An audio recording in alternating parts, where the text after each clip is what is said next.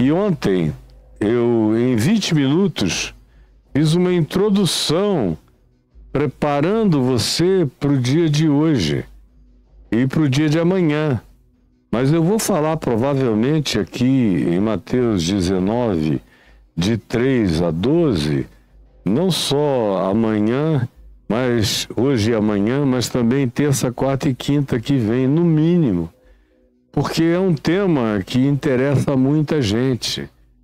E eu estou sendo abordado por essa questão há 51 anos, desde que o meu ministério começou. Lá em Manaus, eu ainda bem novinho, eu ainda nem era casado, mas os crentes angustiados olhavam para mim e sabiam da minha história passada, da minha história pregressa, e diziam: mas esse cara é aberto. Ele vai conversar com a gente sem ser como os outros pastores, que já esfregam logo uma Bíblia na cara, manda você criar vergonha e nem ouve o que está acontecendo na relação conjugal, disfuncional, desajustada, adoecida. E em todos os casos, naquele tempo, tanto na igreja católica quanto na igreja protestante e na igreja pentecostal, era absolutamente obrigatório você ficar casado. Se você, porventura, se separasse, desquitasse, e aí presta atenção, nem a lei do divórcio havia. Opressão da Igreja Católica, que era absolutamente majoritária naquele tempo, eram quase 90% da população os católicos. E a Igreja Católica muito cheia de moralismos. Não havia um Papa como o Papa Francisco. Não havia nenhuma generosidade. Tudo que havia eram as legislações canônicas e as interpretações muito mal interpretadas, muito mais interpretadas em nome da moral religiosa e dos interesses religiosos e do poder religioso do que pensando na condição humana, na natureza humana e no modo como Jesus tratou os divorciados. Porque uma coisa é o que Jesus diz respondendo a uma pergunta sobre divórcio. A outra coisa é o modo como Jesus tratou os divorciados. E a gente tem, e terá, e verá essas ilustrações, esses modos como Jesus agasalhou, como Jesus lidou, como Jesus ouviu, como Jesus incluiu, como Jesus entendeu, como Jesus não deu ênfase nessa temática. Ontem, no entanto, introdutoriamente falando, eu disse que Jesus tinha deixado a Galileia, lembra de ontem? Onde os temas e as pautas tinham sido todas elas vinculadas à condição humana, a enfermidades, ao lunatismo, à possessão demoníaca, às angústias variadas, à prática da fé, ao estímulo, ao perdão, à compaixão, à graça, à misericórdia. O tempo de Jesus na Galileia foi curando pessoas e ensinando pessoas a se relacionarem umas com as outras. Isso só não foi ainda mais glorioso, porque glorioso foi, em razão de que um grupo de fariseus, de saduceus, de escribas, de acadêmicos e intérpretes da lei de Jerusalém se deram ao trabalho de sair e andar quilômetros e quilômetros num lugar inóspito, atravessarem desertos, com dificuldades imensas para chegarem na região da Galileia, onde Jesus morava, em Cafarnaum, e no ambiente de Galil, daquele círculo dos gentios, indo até a extremidade norte da fronteira com o Líbano, com a Síria, Monte Hermon, tudo isso. Ele ficou a maior parte do tempo dele naquela região. Não fora esse grupo que tinha vindo de Jerusalém atazaná-lo, aonde ele ia, iam e faziam satanagens o tempo todo, aonde quer que Jesus chegasse. Eram os verdadeiros satãs, antagonistas, opositores, diábolos. Aonde estava tudo se harmonizando, eles chegavam para tentar dividir, provocar confusão. Não fora isso, o tempo de Jesus na Galileia tinha sido absolutamente esplendoroso, no meio de tanta dor, calamidade e lágrima, naqueles que viviam na região da sombra da morte, para quem resplandeceu a luz sublime, a luz de Deus resplandeceu sobre eles em Jesus. Não tivesse sido aquele grupo que tentava enfiar aqui e ali umas pautas religiosas toscas, abruptas, desnecessárias, sem sentidos, que tinham a ver com costumes e outras coisas do gênero, não fora esse tipo de introdução feia, abjeta, burra, cheia de ciúmes, de medos, de vaidades, de disputas, de competição, de necessidade de prestarem relatórios, de antagonismos contra Jesus, relatórios a Jerusalém. As pautas tinham sido de pura e absoluta humanidade, exclusivamente. Aí ontem, nos 20 minutos introdutórios que eu tive aqui com vocês antes de sair, eu disse, vejam, que aqui se diz no verso 1 do capítulo 19, e aconteceu que, concluindo Jesus estas palavras, que tinham sido sobre perdão e perdoar do íntimo e de todo o coração e perdoar sempre, que ele falou lá na Galileia, concluídas estas palavras, deixou Jesus a Galileia. Deixou, mudou-se e foi para o território da Judéia, além do Jordão, o que significava que o epicentro daquela visita acabaria em Jerusalém. Ele, nesse trajeto, ele foi passando por outros lugares, como a gente vê em Lucas, visita dele a Jericó, e a outros ambientes dessa região da descida maior do Jordão até praticamente a confluência com o Mar Morto e depois subida de mais de 800 metros para poder chegar na cidade de Jerusalém. Mas essa mudança de geografia, preste atenção nisso, essa mudança de geografia implicou numa mudança de pautas. E logo a gente vê no verso 3, embora se diga no verso 2 que seguiram a Jesus multidões e que ele foi curando no caminho, mas à medida em que ele se aproxima da virada para ir para Jerusalém, vieram, quanto mais próximo de Jerusalém, mais próximos do templo, mais próximos do Sinédrio, mais próximo dos religiosos, mais próximos dos acadêmicos, mais próximos dos sumos sacerdotes, dos capitães do templo, das autoridades constituídas e também das pautas cretinas. Não há pauta cretina para Jesus na Galileia. Só tem pauta humana. Minha filha morreu, meu servo está doente, minha filha é possessa, meu garoto se joga no fogo, na água, ninguém pode ajudá-lo, o meu amigo é paralítico, por isso a gente o desceu pelo telhado. Vocês já viram comigo, são 2 anos e 1 mês andando comigo e aprendendo aqui em Mateus. E nos comparativos sinóticos como em Marcos e Lucas. Então, quem quer que tenha feito a viagem até aqui, sabe o que eu estou dizendo e entende perfeitamente.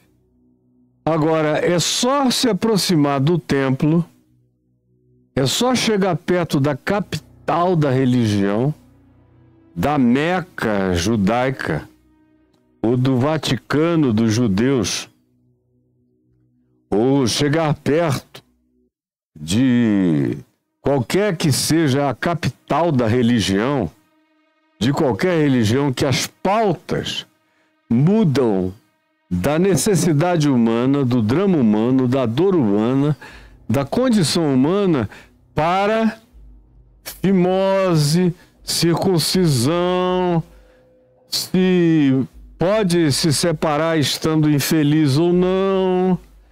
A única vez que Jesus tem que lidar de maneira direta e fazer uma intervenção, porque havia uma mulher nua diante dele, que tinha sido arrancada da cama, onde ela estava transando com um outro homem que não era o marido dela.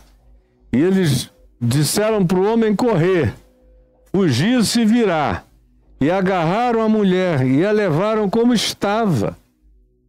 O texto de João, no capítulo 8, que narra esse episódio, diz que ela fora apanhada em flagrante adultério, no ato, na cama. Pegaram e levaram a mulher. Naquele constrangimento, aquela vergonha, e o lugar qual era? Eram os arredores do templo em Jerusalém.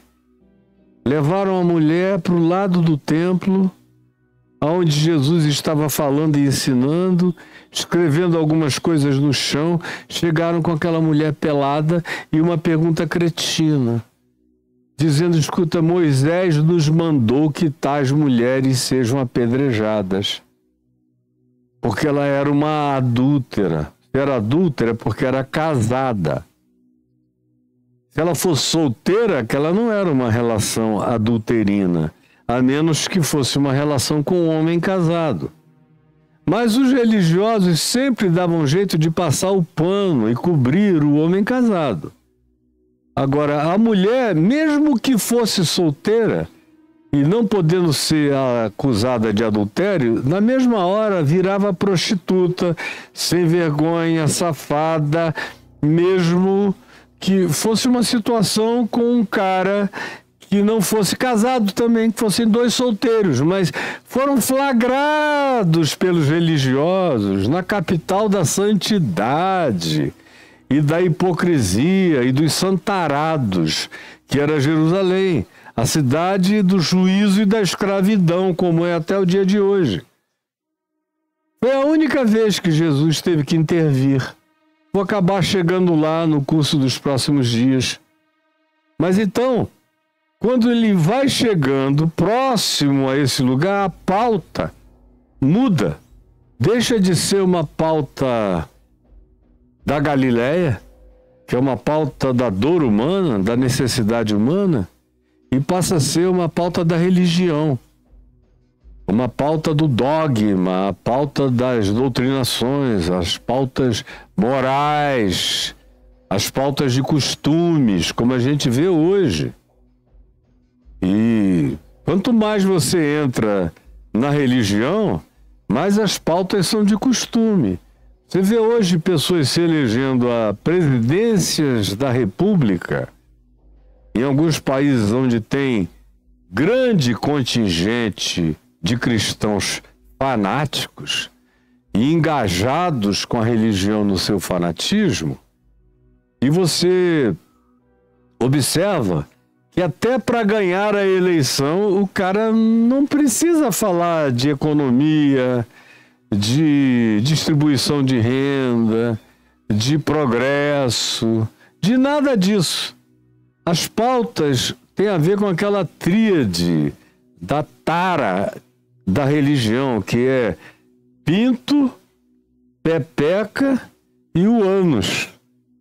É isso que interessa acima de tudo. Isso elege presidentes, depõe presidentes.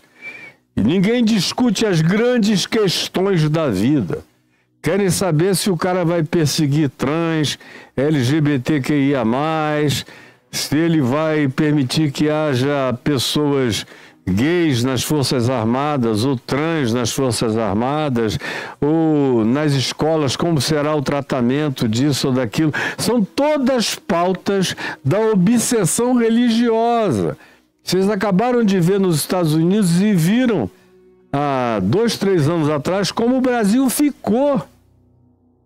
Só se falava disso, porque era uma presidência que tinha sucumbido e se entregue às mãos dos pastores, da obsessão sexual, da tara sexual.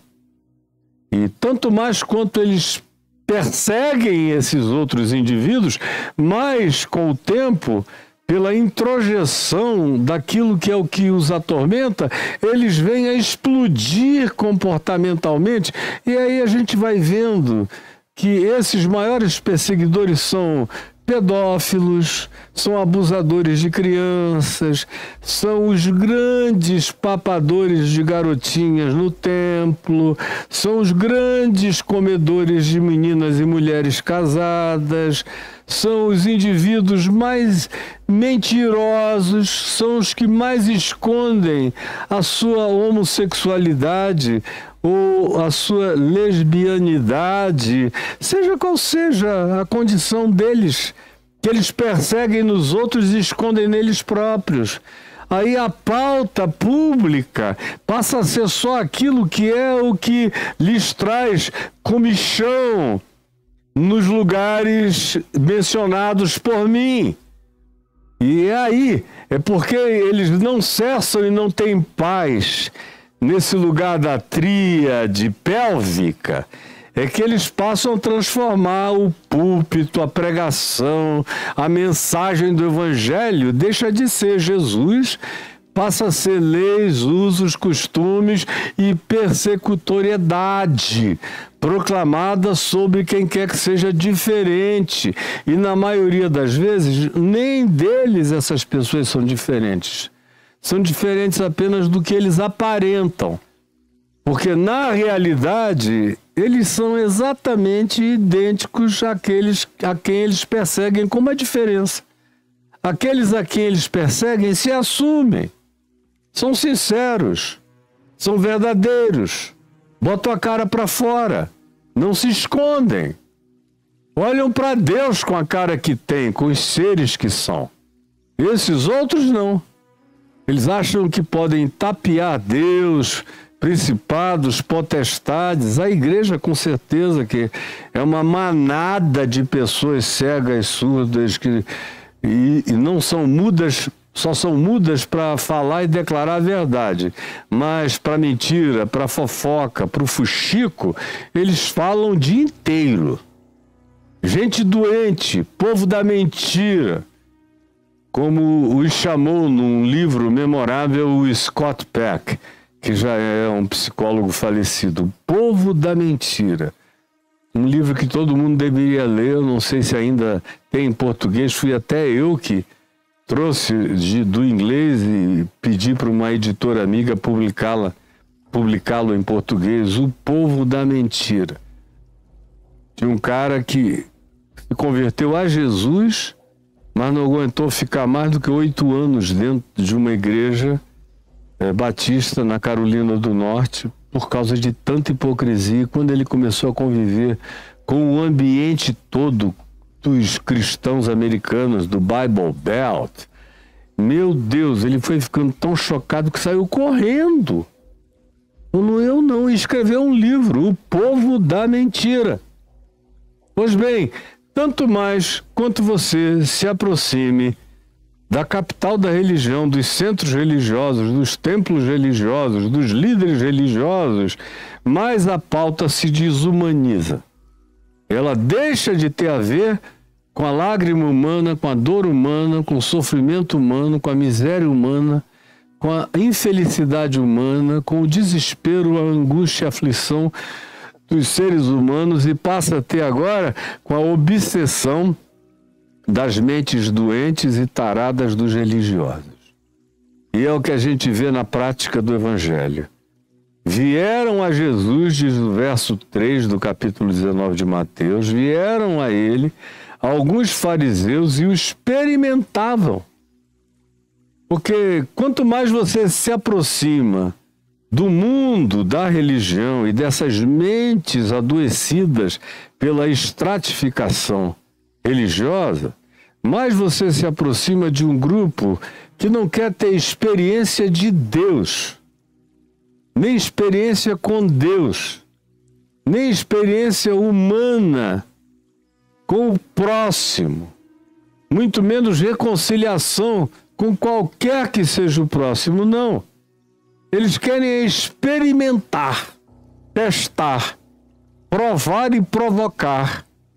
Quem quer que venha no espírito da Galileia, no espírito de Jesus, no espírito da compaixão, da misericórdia, do socorro, da ajuda, do estender de mãos, no espírito da ressurreição, no espírito da não dogmatização, da descomplicação, do favorecimento da condição humana acima de qualquer dogma pretensamente atribuído a Deus, mas inventado na torre de marfim da hipocrisia religiosa das capitais, das mecas, dos cultos supremacistas, sejam eles de que natureza sejam ou de que grupos poderosos de religião o sejam. E vieram com a intenção de o experimentar, de provocar Jesus. Fizeram isso com Jesus, cara. Imagina se não vão fazer isso comigo. Eles têm feito comigo desde que eu comecei a pregar o Evangelho. Menos os de fora, o mundo não. O mundo ficou perplexamente feliz com a minha conversão. Lá em Manaus, pessoal de Manaus, das antigas, que não eram crianças que se converteram depois comigo, mas gente da minha geração, todo mundo lembra. Eu não era uma pessoa de um bairro, eu era da cidade inteira que me sabia. Como eu era, as mulheres comigo, eu com as mulheres, eu com os homens, eu com as brigas na rua, com os enfrentamentos, os ódios, as invejas, as perseguições que naquele tempo havia, antes de eu me converter. Aí eu, blupt, me converto e a notícia corre. Aí eles começam a vir observar. E eu começo a pregar, e eles vão se encantando e começam a se converter. Onde foi que os experimentos e os testes a respeito da natureza, da validade ou da profundidade da minha conversão se manifestaram? Na religião.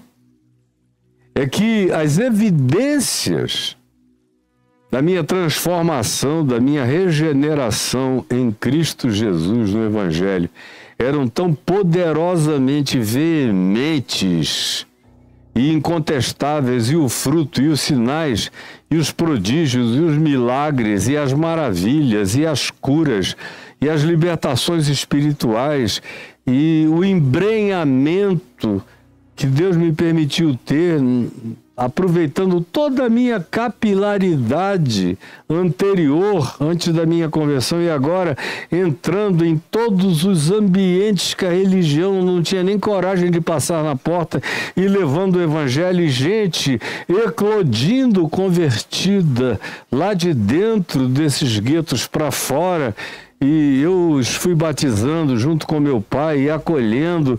Não havia ninguém, de repente havia centenas e centenas e centenas. Com esses eu nunca tive problema. Nenhum. Agora, os da religião eram os que ficavam sempre tentando jogar uma casca de banana. Aí, como eu dizia introdutoriamente, desde o início, aquelas pessoinhas que estavam sofrendo, que não tinham coragem de procurar nenhum pastor, porque não tinham confiança na humanidade deles, nem na presença da compaixão do Evangelho no coração deles, quando me viram e sabiam de onde eu vinha e que eu estava aqui pregando o Evangelho da graça, vinham como moscas para a luz ou para o mel, me abrindo o coração, católicos, evangélicos, protestantes, pentecostais, espíritas, kardecistas, pessoas, os do candomblé e da Umbanda não, porque não havia nenhum tipo de banimento para quem porventura se desquitasse. Como eu disse, nem divórcio havia, por controle naquela época da Igreja Católica. E o respaldo de todos os evangélicos, de todas as linhas denominacionais. Até 1977, quando o senador Nelson Carneiro, que era de origem espírita kardecista, propôs aqui, no meio da ditadura, no Congresso Nacional, a lei do divórcio, para se instituir o divórcio, para diminuir o agravo e a falta de poder, tanto das mulheres quanto dos seus filhos. Porque havia o desquite e era uma briga de foice no escuro. Se o pai, o homem, fosse um cara minimamente digno, generoso, bondoso e amasse os filhos, naquele tempo ainda havia pais que amavam os filhos, independente de continuarem vivendo ou não com as mães desses filhos. Quando esses homens eram assim, eles eram provedores, pelo menos dos filhos. Quando eram pessoas um pouco mais dignas, eles incluíam a ex-mulher, mesmo que já estivessem vivendo com uma outra. E mesmo que tivessem oficializado o tal do desquite, que era um contrato de separação de corpos, mas que não dava novos direitos a ninguém, muito menos à mulher, muito menos aos filhos. Qualquer que fosse o pleito dos filhos, na maioria das vezes acontecia só depois que o progenitor morria. E aí isso ia ser pleiteado judicializadamente, levando-se às cortes, aos tribunais, mas não era nada natural. Não tinha nada que já fizesse parte do combo, independentemente da condição marital ou conjugal, da permanência ou da impermanência daquele vínculo. Aí, pois bem, não tinha ninguém para defender a tal da lei do divórcio do Nelson Carneiro, lá no Amazonas. Ninguém. Eu me lembro que a TV Amazonas, que é repetidora da Globo, a rede amazônica de televisão, ficou procurando pastores para ir lá. E todos diziam, não, eu não posso, não vou me queimar. Particularmente, eu tendo até a aceitar essa lei, particularmente. Mas publicamente, jamais, eu não quero. Eu não vou. Não me queimarei. Então, procure outra pessoa. Aí, de repente, como eu já tinha um programa na televisão há alguns anos, há 3 anos e meio, pelo menos, aos domingos, às 6h30 da tarde, na TV que repete a Globo, na rede que repete a Globo, na Amazônia inteira, eles bateram lá na minha porta. E disseram, olha, ninguém do mundo evangélico ou protestante aceitou participar. Só tem o arcebispo, o bispo e mais uns 30 católicos dos cursilhos. E alguns outros, de uns outros 2 ou 3 movimentos que hoje já nem mais são conhecidos na Igreja Católica, mas naquele tempo, nos anos 70, estavam em manifestação de auge. Então nós vamos ter umas 40 pessoas no estúdio batendo contra a proposta do senador Nelson Carneiro, e não vai ter ninguém que, em sã consciência e que tenha fé no Evangelho e em Jesus, se dispondo a falar a respeito do assunto. Você aceita aí? Embora, imagine, na presença do arcebispo, do bispo da cidade, e de todas as lideranças, inclusive dos padres mais proeminentes, alguns dos quais depois disso se tornaram muito amigos meus, e um deles especialmente veio a se converter E eu tive um papel profundo na mudança de consciência dele. Hoje ele é um homem casado, com filhos, com netos. Tudo começou ali no convívio comigo. Pois bem, eu falei, por que não? Eu vou. E fui. Cheguei lá, do meu lado, só tinha o presidente da OAB. Porque não era possível. Se até o presidente da Ordem dos Advogados do Brasil, no Amazonas, fosse contra uma proposta de legitimação, de autenticação, de validação, de legalização e de imputação de direitos para os dois lados de uma situação de separação conjugal, não tivesse coragem de fazer essa proposição em nome das melhores legislações planetárias, era o fim do mundo. Mas então ficamos só eu e o presidente da OAB Amazonas. O resto, todos contra. E aí, meu Deus, foi pedrada para lá e para cá. Nelson Carneiro era um perdido, todo mundo acusando, eu esperando aquela roda rodar. Aí quando chega a mim, um programa que começou 8h30 da noite, foi terminar quase 2 horas da manhã ao vivo. Eles foram falando, jogando pedras, até que chegou na minha vez. O pobre do presidente da OAB ficou já muito sem graça, falou curtinho, uns 5 minutos em defesa, aí me deram a palavra. E eu com 1 trilhão de coisas na memória, de leituras, de achados arqueológicos, de tratados de divórcio do 1º século, de como era, como não era, quais eram os requisitos, enfim, uma quantidade brutal de coisas que eu tinha como informação que eles nem tinham. E aí eu fui fazendo aquele derrame, eu falei quase 1 hora ininterruptamente. E nenhum deles conseguiu parar a fala que eu fazia, porque era uma argumentação atropelante em relação aos dogmas deles todos. E aí eu introduzi o tema, depois de falar isso tudo, eu falei, vocês porventura sabem o que estava acontecendo no entorno de Jesus em Jerusalém, para que esse tema tenha sido o primeiro tema proposto à medida em que Jesus começa a subir na direção de Jerusalém, da religião, porque na Galiléia ninguém puxou esse assunto.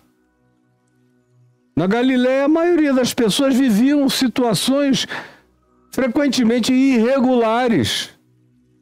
Eram vínculos informais, muitas vezes, sem nenhuma formalidade conjugal, mas perenes, porque as pessoas queriam estar juntas e se gostavam. E Jesus nunca tocou no assunto, nunca puxou esse tema.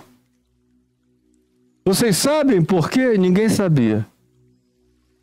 Eu falei, já ouviram falar num rabino chamado Hillel? Aí, ninguém. Rabino chamado Shammai, também, nenhum deles. Falei, pois é, o que estava havendo nos anos anteriores a Jesus, discussão sem fim sobre essa questão na academia teológica, religiosa em Jerusalém, tinha a ver com o choque de pensamento entre esses dois luminares do rabinato judaico. Hillel, que era considerado liberal do ponto de vista do comportamento em relação à facilitação disso em favor do sexo masculino e nenhum favorecimento em relação à mulher. E o rabino Shammai, que era um rabino ortodoxo e que dizia não, tanto faz homem ou mulher. Os direitos, segundo a lei de Moisés, são iguais para ambos e os deveres também são iguais para ambos. E tem um detalhe, diferentemente do rabino Hillel. O rabino Hillel dizia isso que está dito no verso 3. Na pergunta, É lícito ao marido, notem, que quem tem o poder de decisão, se quer, se não quer, se fica, se vai, é o homem, é o marido. Se é lícito ao marido repudiar a sua mulher por qualquer motivo. Por qualquer motivo. Ora, os achados arqueológicos, aos quais eu tinha tido acesso, eu já tinha ido a Israel, já tinha me metido numa quantidade enorme de coisas em sinagogas e conversado com gente as mais variadas. Eu estava dentro do umbigo, do intestino grosso dessa porcaria, com tudo fresco na cabeça e muita leitura de história e de arqueologia. Aí eu disse a eles, o que acontecia é que o rabino Hillel é quem dava essa prerrogativa. Eles citaram Hillel quando fizeram essa pergunta, porque Hillel é que dizia: o homem tem o direito de repudiar a sua mulher por qualquer motivo. E aí, o acesso a essa documentação toda do primeiro século, que eu tinha lido, estava lendo, era impressionante. O cara, o homem, casava com uma mulher de manhã, aí no dia seguinte ele se aproximava dos juízes da cidade ou do pai e da mãe dessa mulher e dizia: eu vim devolver. E ele cumpria o rito de repúdio, que a essa altura já era um rito que não tinha sido só estabelecido por Moisés, mas criado e aumentado em sofisticação de perversidade chauvinista e machista pelos rabinos em favor, obviamente, dos homens, dos machos. Aí ele dizia: eu te repudio, fazia isso publicamente, na porta da cidade. Quanto mais gente tivesse para ele acusar a mulher, mais ele fazia. Só que as razões eram qualquer uma. Eu te repudio porque a tua unha é feia, unha do pé. Eu te repudio porque, literalmente era isso, o teu dedo anterior ao mindinho no pé é meio trepado no dedo de cá. Eu te repudio porque te olhei melhor no sol e não gostei do brilho dos teus olhos. Eu te repudio porque a minha noite sexual contigo não foi satisfatória. Não foi. Eu não quero ter uma segunda noite, então eu te entrego e te repudio. Aí o divórcio era estabelecido depois do repúdio. O indivíduo ia embora com um documento de alforria. E o que é que alguns deles faziam de acordo com a documentação do primeiro século? Alguns deles, no dia seguinte, já estavam na casa de um outro pai de família pedindo uma outra mulher em casamento que interessasse a eles, traziam um dote, promoviam o casamento o mais rápido possível, casavam, transavam e um dia ou dois depois entregavam a mulher com qualquer alegação. A orelha de abano. Não gostei. Se ela prender o cabelo, fica aquela coisa: eu não quero, eu te repudio, eu te repudio, eu te repudio. Literalmente era por qualquer motivo. Era isso que o Hillel dava de material para que aqueles machistas, chauvinistas, religiosos praticassem essa monogamia sucessiva e essa promiscuidade ungida pela documentalidade, pela cartorialidade e pela religiosidade, mas promiscuidade, perversidade e desumanidade. E eles todos ali calados, sem saberem o que me dizer, e eu fui embora. Acabou que no dia seguinte, na cidade, todo mundo assistiu ao vivo, não tinha muita alternativa, e se uma TV como aquela, aberta, estava dando essa atenção de 8h30 da noite e prolongou até 2 da manhã, a cidade toda viu. No dia seguinte, a conversa, o que aconteceu? Ficou todo mundo calado. E o Caio, em 1977, eu tinha 22 anos. E o Caio falou sozinho a noite inteira e deu uma aula de Bíblia, de história, de arqueologia, de tudo. E ninguém conseguiu contestá-lo.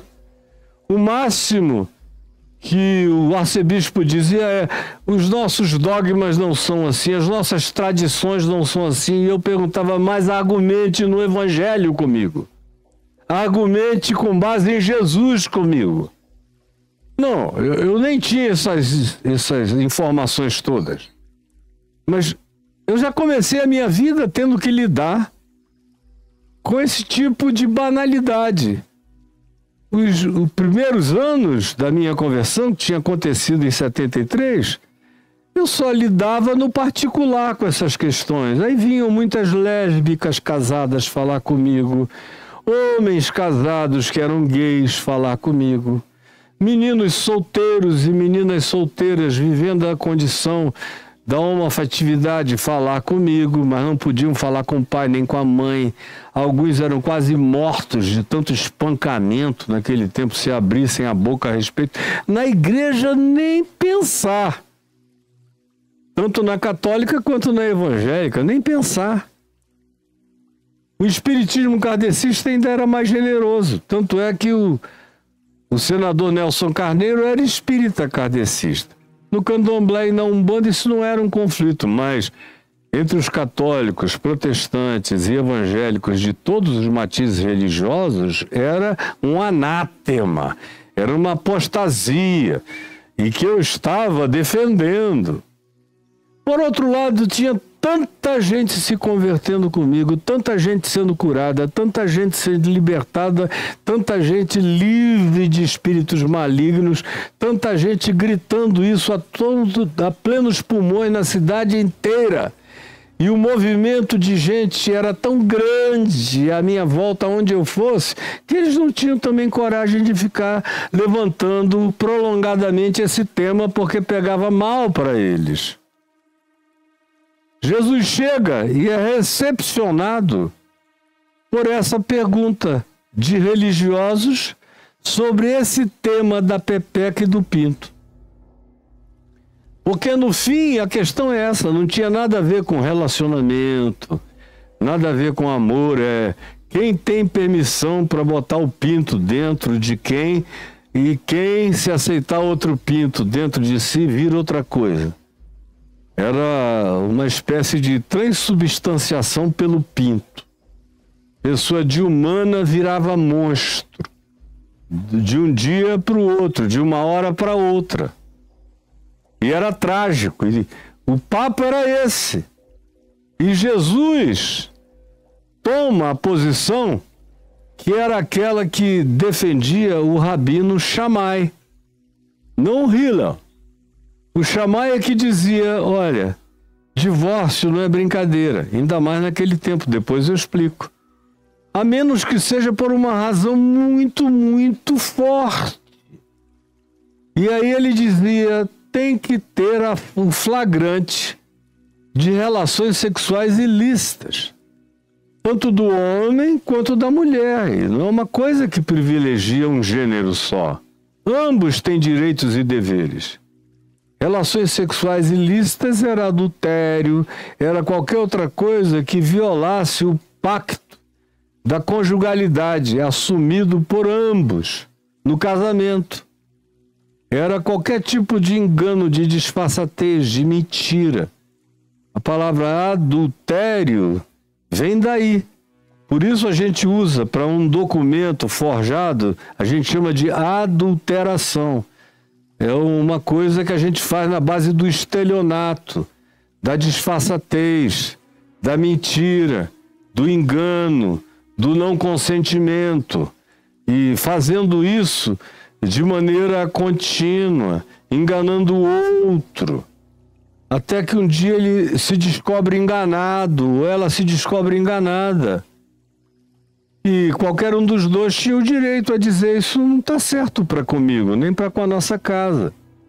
Mas, na prática, nos dias de Jesus e antes de Jesus, em todos os tempos antes de Moisés para frente, tinha sido exatamente como era no primeiro século nos dias de Jesus. Exatamente. O privilégio era para os homens. E as mulheres só não nasciam prostitutas porque era demais atribuir, mas a mulher já carregava, desde o ventre materno, uma certa marca de tentação, de sedução, de maldade. É como hoje, dentro da religião, acontece ainda muito a mesma coisa, especialmente nos grupos mais fanáticos, religiosos e mais fechados. E isso está em plena vigência. Mas imagina naqueles dias, há 2000 anos atrás, aí Jesus é puxado para dentro dessa rinha feia, horrorosa. Era uma temática que ele já podia ter levantado em tantas outras ocasiões na Galiléia e nunca achou relevante esse tema. Exceto agora, quando querem colocá-lo entre Hillel e Shammai, para ver de que lado teológico, acadêmico ele iria ficar, e criaram uma certa divisão, polêmica, polarização, uma distração, para que ele ficasse tão ocupado com essa temática idiótica e não se dedicasse ao que ele fizera na Galiléia: curar, libertar, acolher, perdoar, ensinar o reino de Deus e o evangelho da boa nova do acolhimento divino para com todos os seres humanos, indiscriminadamente. Isso é que estava em questão. Quanto mais você mergulha na pauta da religião, mais você se afasta da pauta da natureza e da condição humana. Quanto mais você discute a validade ou a não validade do divórcio, menos você quer saber sobre a condição humana, emocional, afetiva, dores, infelicidades, tristezas, abusos acontecendo de maneira desmedida e perversa contra alguém, quase sempre contra a mulher. Sempre foi assim e continua a ser assim. E, meu Deus, é trágico que 2000 anos depois as sociedades cristãs do planeta quase todo continuem a ser assim. As sociedades judaicas religiosas e fanáticas na religiosidade continuem a ser assim. As sociedades islâmicas, tanto mais quanto sejam fanáticas, são assim também. É horroroso ver essa imutabilidade, essa incapacidade da mente se converter à natureza da realidade, da condição e da dor humana, que era a pauta prevalente de Jesus em qualquer que fosse a situação. A primeira abordagem dele colocava o ser humano em primeiro lugar. Como os fariseus que foram para Galiléia e viram Jesus comendo, como vocês já assistiram aqui comigo, está gravado aí no YouTube. Os discípulos de Jesus comendo na seara, pegando as espigas, debulhando-as num dia de sábado, com fome, e comendo nos quadrantes do terreno, onde a própria lei de Moisés estabelecia que o indivíduo plantasse, mas os quadrantes do terreno dele estavam separados, os 4 ângulos do terreno, ou tantos ângulos quanto tivesse terreno, para que o pobre e o necessitado pudesse meter a mão e pegar um pouquinho daquelas sementes para não morrer de fome. Até a lei de Moisés previa isso. Aí, quando os discípulos de Jesus, e o texto diz explicitamente, estavam com fome, foram e pegaram algumas espigas e começaram a debulhar e a comer, como os pobres faziam, na mesma hora, os fariseus e os saduceus e os religiosos que tinham ido até a Galiléia assaltaram a Jesus, dizendo: "Tu não dizes nada." É quando Jesus diz: "E por que eu diria? É porque hoje é dia de sábado." Jesus então disse: "Quem me acompanha desde então sabe." Jesus disse: olhem, não foi o homem criado por causa do sábado. Foi o sábado que foi criado para o descanso e para o bem do homem. Então não é o homem que está a serviço do sábado. É o sábado que está a serviço do homem. E o meu Pai trabalha até agora, qualquer dia, sábado também. E eu trabalho também. E há uma quantidade grande de outras coisas onde o processo era invertido. O culto à legislação vinha antes da necessidade da condição humana. Não é lícito fazer isso por causa da lei de Moisés. E Jesus ia e fazia. E dizia: eu, porém, sou diferente e faço diferente. O ser humano vem antes de qualquer legislação. A dor humana, a condição humana, a miséria humana, a tristeza humana, a infelicidade humana. Eu vim para cuidar, para buscar os perdidos, os infelizes, os abandonados. E a lei de vocês, façam com ela o que vocês queiram, porque a lei do meu Pai é a lei do amor redentor, misericordioso e salvador de homens. O que o tornava absolutamente insuportável. E o que torna qualquer um que diga o que ele disse, eu mesmo dizendo o que ele disse, me tornam absolutamente inaceitável e insuportável e objeto de qualquer e de muitas e de todos os tipos de ilações mentirosas, por estar dizendo a mesma coisa que Jesus dizia. Bom, eu separei o dia de hoje, essa tarde, para fazer essa introdução, para que você tenha esse contexto. É de amanhã em diante que eu vou entrar propriamente no texto. Nós acabamos de chegar a 1 hora de fala e de exposição minha. E eu costumo ficar aí. Então amanhã eu vou entrar direto aqui no texto, indo e vendo o que eles alegavam, os subterfúgios deles, como eles tentavam manipular as escrituras, inclusive as falas de Moisés, como botavam respostas na boca de Moisés ou proposituras na boca de Moisés, como traziam as interpretações das conveniências religiosas contra a própria escritura que eles diziam adorar. Mas adoravam coisa nenhuma, adoravam o seu próprio umbigo, eram cultuadores do seu ventre, dos seus prazeres, do seu ego, do seu machismo, do seu poder, da sua dominação, como sempre acontece com todos aqueles que se veem investidos de poder na religião. Então, hoje, eu fiz essa introdução. E amanhã, eu espero você aqui comigo, enquanto eu peço a Ti, Jesus, que o que eu esteja dizendo tenha valor e seja palavra de iluminação, de luz, de compreensão, de entendimento, de sabedoria, de verdade. E ajuda-nos a entendermos nesses dias qual é o significado de estarmos casados, de vivermos com alguém, de nos dedicarmos um ao outro. Ajuda-nos a entender quais são os vínculos que não estão nem sob esse critério, porque eles se amam tanto que separar-se é impossível para eles.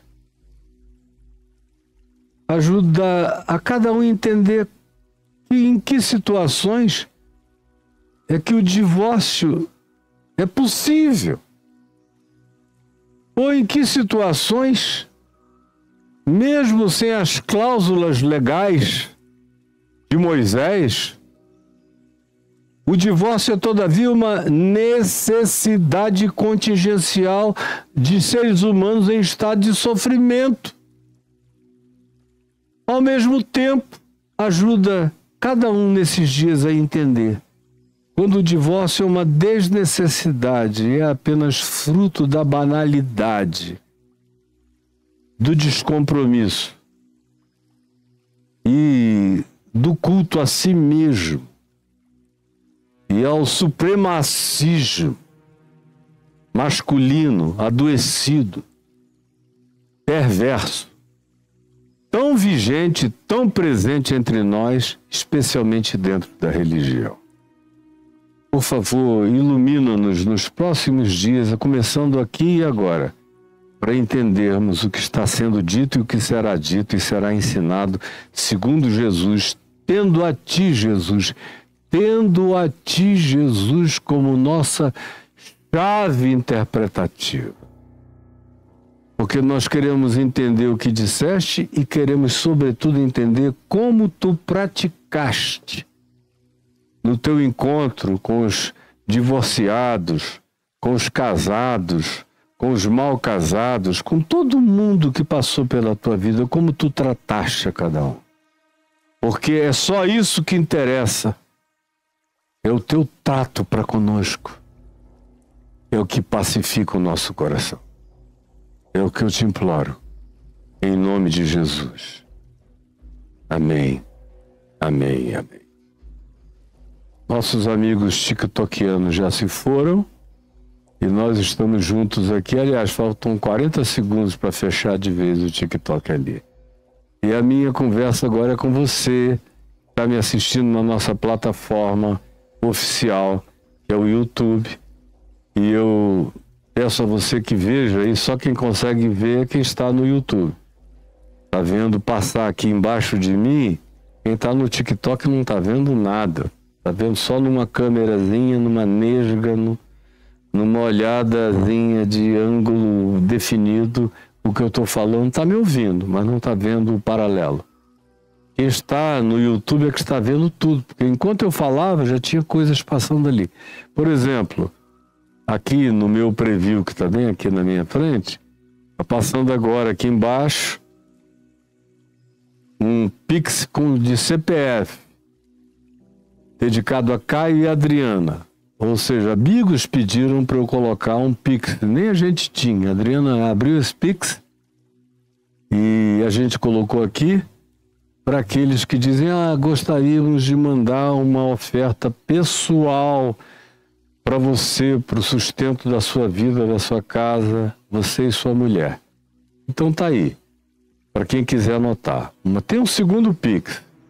Esse, sim, eu insisto que você participe e colabore. Ele já não é um CPF, é uma pessoa jurídica, um CNPJ que está passando diante de você. Contribua com o meu ministério. Estou eu falando contigo. Meu ministério não é a comida que eu como, não é nada disso. Isso aí é a minha vida. Meu ministério é o que eu faço aqui. São as muitas outras gravações que eu faço. São os cursos que eu entrego para uma quantidade grande de alunos que vão recebendo, sendo edificados. E eu não ensino besteirinha nem bobagem para ninguém, é coisa séria que ajuda o indivíduo a crescer, a se maturar, a evoluir e aprender, sobretudo, a andar firme com as próprias pernas. Esse é o meu ministério, que sozinho eu não faço. Não faço mesmo. Tenho dito sempre, para eu fazer o que eu faço e chegar a você, aonde quer que você esteja, é preciso que haja um monte de gente fazendo, trabalhando, recortando, recebendo, ouvindo, enviando. Meu Deus, é um trabalho grande. Por mais que você pense que é só apertar um botão, não é. E se você quer fazer tudo que eu faço e fazer minimamente, razoavelmente bem feito, tem que ter gente. E eu não sei fazer mal feito. Eu estou fazendo o que eu faço desde 1974, usando mídia, vídeo, TV, tudo mais. Eu já fui dono do meu próprio canal de TV, eu sei como é. E eu não aceito fazer coisa feia, mambembe. Então, não há nenhum rigorismo aqui, vocês podem notar, mas não há também nenhum desleixo. Tem um mínimo de padrão a ser oferecido, e para entregar isso e chegar a milhões de pessoas, como chega hoje em dia, a milhões, não são milhares, são milhões, eu preciso da ajuda de todas essas pessoas. Está aí passando o CNPJ, O Pix, você anota e contribui. E aí salários são pagos, equipamentos são adquiridos, coisas que queima toda hora. Hoje mesmo eu vi que tem refletor queimado. O Caio teve que mudar a luz daqui para ali antes de eu começar, porque tinha muito mais incidência de luz do lado de cá do que de cá. Porque houve coisas que queimaram. E há tantos outros detalhes. Se você quer ser meu sócio, meu cooperador, meu associado, meu ajudador, meu companheiro de ministério, então anote esse Pix, faça a sua contribuição, tá bom? Tem também um grupo de pessoas que não usa Pix. Eu não sei nem por quê. Porque é tão simples, não é? Usar o Pix. E rápido, é instantâneo. Pá! Chega assim, 10 segundos depois tá lá. Mas tem gente que por razões diferentes não gosta. Então tem que escrever caiofabio.com.br no seu navegador. Escreveu? Aperte Enter. Apertou, aí você entra no meu portal, no meu blog, e ali em cima você está vendo piscar um link de contribuição, onde aquele cursorzinho chegou. Clicou ali, já tem um muito obrigado de saída e os 2 bancos disponíveis para você ajudar, Santander e Banco do Brasil, para quem diz, não, eu prefiro fazer uma programação e colocar automaticamente essa dedução nas minhas contas bancárias. Está aí, Santander e Banco do Brasil, para quem queira. Logo embaixo tem mais opções de contribuição. Clica. Aí, ó, passa do verdinho, você cai outra vez no ambiente que começa com o Santander e o Banco do Brasil. E embaixo tem outras alternativas, que são os cartões de crédito Visa, Mastercard, American Express, Diners Club International, cartão Elo, para quem prefere fazer essas contribuições programadas ou mesmo os que preferem usar o cartão, por alguma razão pessoal. Tá aí. Abaixo tem o PagSeguro, que você já ficou careca, já fez até implante capilar de tanto saber como usar. E embaixo, para quem está morando no exterior, tem o PayPal, que todo mundo que mora fora do Brasil manda recursos para o Brasil através do PayPal. E você sabe como fazê-lo. E se quiser se tornar um comigo nesse processo de distribuição do Evangelho para milhões de pessoas, essa é a maneira de você se associar a mim.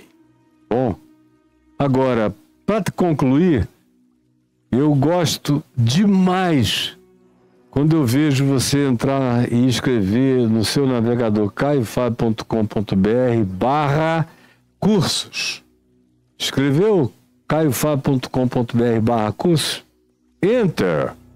Aí, olha, tem o Reconexões, Jesus, a chave hermenêutica, o ativar, do dilúvio ao apocalipse, tudo isso que... Cada um desses ambientes, se você clicar em cima, eu apareço explicando o conteúdo. Então nem adianta eu ficar explicando aqui, que você vai aprender comigo mesmo se apertar em qualquer um desses ícones aí. Você clicou aí, olha eu. E aí o que eu estou fazendo aí? É um vídeo. Eu explico nesse vídeo. No lugar onde eu gravei as 200 aulas de 10 a 12 minutos cada uma do Reconexões, que foi ali, nessas colunas que estão aqui atrás de mim, à minha direita. 200 aulas de 10 a 12 minutos, começando antes do Gênesis, indo depois do Lago de Fogo, do Apocalipse, passando por toda a história universal, pela história bíblica. Meu Deus, você tem que fazer o Reconexões, tanto quanto Jesus, a chave hermenêutica. Se você clicar lá, eu estou explicando também. Clicou, entrou, aperta, eu estou explicando. Todas as dúvidas vão sendo tiradas inicialmente por mim mesmo, aí no mais tem uma equipe esperando você. aguardando que você queira saber mais ou queira o curso para você. Você vai, está aí disponível em cada um deles. Eu falei, eu expliquei para você entender o que você está recebendo acesso a. Aqui curso e aqui conteúdo. Está tudo aí disponibilizado para você e eu espero que você faça isso agora. caiofab.com.br/cursos. Entre e pegue o seu, tá bom? Então, gente, é isso aí. Hoje eu tive uma alegria muito grande. Não vai dar para eu mostrar porque não tem nenhum cameraman aqui. É tudo fixo, tudo fixo. São câmeras paradas nos tripés. No máximo elas fazem um pequeno zoomzinho indo para um lado ou indo para o outro. Mas eu recebi hoje aqui a visita do meu amadíssimo Chico, que já está comigo há tantos anos. E da esposinha dele, da Martinha, que é uma outra querida, amada, valente, guerreira de Deus. Olha eles aqui, Chicão e Martinha. Chico, meu Deus, esteve aqui, meu auxiliar no caminho da graça, ajudando a cuidar do povo. Depois ele se tornou um grande editor, fazendo edições maravilhosas que rodam aqui entre nós até o dia de hoje. Depois o Chico sofreu um acidente, do qual valente e gloriosamente ele e a Martinha enfrentaram, os 2 filhos também, do qual ele vem e se recuperou. Com a graça de Deus, ele está aqui inteiro. Houve um tempo que isso parecia impossível, lá atrás. Mas os impossíveis dos homens são possíveis para Deus, e o nosso querido Chico está conosco. E todos os domingos no Caminho da Graça, quando eles estavam aqui morando em Sobradinho, nunca deixou de ter reunião na casa deles às quintas-feiras. Quando ele esteve doente, a Martinha e outros faziam. Quando ele começou a conseguir falar, eu assisti as primeiras gravações dele, trazendo uma mensagem sempre direta e equilibrada do Evangelho para as pessoas que iam lá na casa dele. Enfim, vocês são muito amados, muito queridos e muito amados, e muito obrigado. E perseverantes, companheiros, leais a vida toda. E é de quando nos conhecemos para a eternidade que nós estamos andando e prosseguindo, com a graça de Deus. E vocês sabem o quanto eu amo vocês, e todos nós, aqui no caminho em Brasília, tanto quanto no Caminho da Graça no Brasil inteiro. Até os que não conhecem vocês ainda os amam de verdade e de coração. E que Deus os abençoe, meus amigos amados. Gente, então eu vou parando por aqui. Quero que Deus abençoe a cada um de vocês e os encha do Espírito Santo. E